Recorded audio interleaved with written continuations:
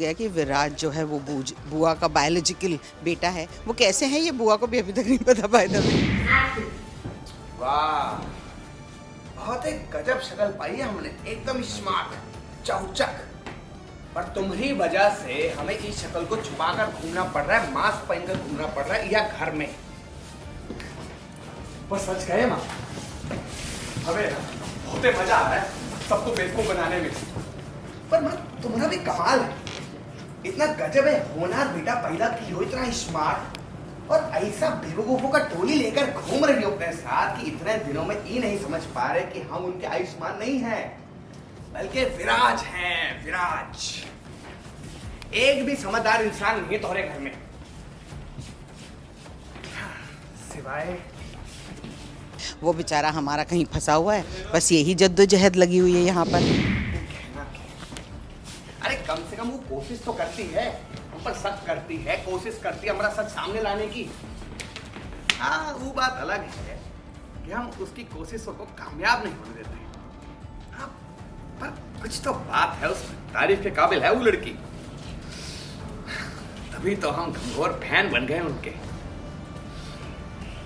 तभी तो हमारा दिल आ गया है।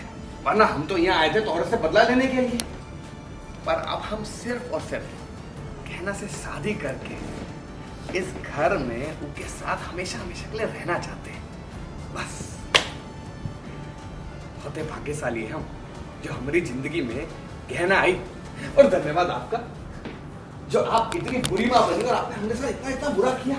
अब देखिए, ये सब मेरा फ़ायदा उठा रहे हैं क्योंकि बुआ कुछ बोल नहीं पा रही, हिल नहीं पा रही। तो ये सारे लोग जो आके मुझे टॉर्चर कर रहे हैं ना, चकोरी आके दबोच रही है, ये आके पूछ रही है, गहना आके पूछ रही है, और लेकिन किसी को मेरे मन की बात नहीं पता चल रही। बुआ क्या कहना चाह रही है किसी के पल्ले नहीं पड़ रहा है। सच में मुझे तो लगता है मैंने बेवकूफ़ों की टोली पाल ली है इस घर में। यानी सिंपल इशारे नहीं समझ रहे कि ये नहीं है, ये नहीं समझ पा रहे। बोल रहे क्या बोल रहे हैं, इसकी गलती नहीं है, इसकी गलती। आप लोग देखें तो जितना दुख हो रहा है एपिसोड देख के, उतनी हंसी भी आएगी कि क्या बेवकूफ़ है, इनको क्यों नहीं ये इशारे समझ में आ रहे हैं। तो अब तक तो सबको पता चल गया कि विराज जो है वो बुआ का बायोलॉजिकल बेटा है। वो कैसे है ये बुआ को भी अभी तक नहीं पता। बाय द वे, तो मुझे पता चलते ही मैं आप लोगों को बता दूंगी। तो बुआ का बायोलॉजिकल बेटा था जिसको बुआ ने छोड़ दिया था बचपन में। ऐसी हरकतों की वजह से ही छोड़ दिया होगा। ऐसी हरकतें हो तो छोड़ ही दे जाना चाहिए इसी औलाद को, आके सबके नाक में दम कर दिया। तो विराज ही आयुष्मान बन के आया है, और आयुष्मान जो है वो बेचारा हमारा कहीं फंसा हुआ है। बस यही जद्दोजहद लगी हुई है यहाँ पर।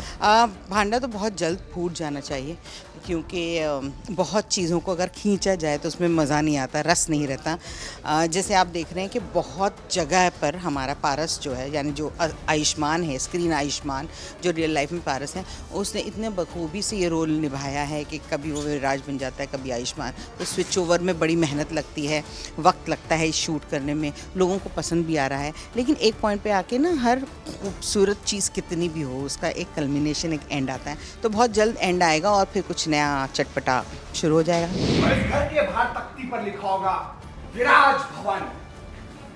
जी, ऐसा है तुम्हारे घर वाले बोला हैं, हम नहीं, एक बार फंस चुके हैं, दोबारा नहीं फंसेंगे। इसलिए कह रहे हैं कि चुपचाप इसी तरह यहाँ पड़ी रहो, और ज्यादा अगर ये इशारे करने की कोशिश की ना दोबारा, तो ऐसा इंजेक्शन देंगे अगली बार कि सीधा भगवान के सामने होश आएगा तुम्हें। समझी कि नहीं? वो बेचारी कम से कम मुझ पे शक कर रही है, सच ढूंढने की कोशिश कर रही है। वो बात अलग है कि कामयाब नहीं होने दे रहे हम, और इसी बात के हम फैन है गहना के। अब सिर्फ बदला लेने आए थे, लेकिन हम वो अब भूल गए, और अब हमें सिर्फ गहना से शादी करनी है और उसके साथ यहाँ पे रहना है। गहना गहना गहना, हम बहुत भाग्यशाली है कि गहना में। और धन्यवाद आपको भी, आपने इतना बुरा किया हमारे साथ।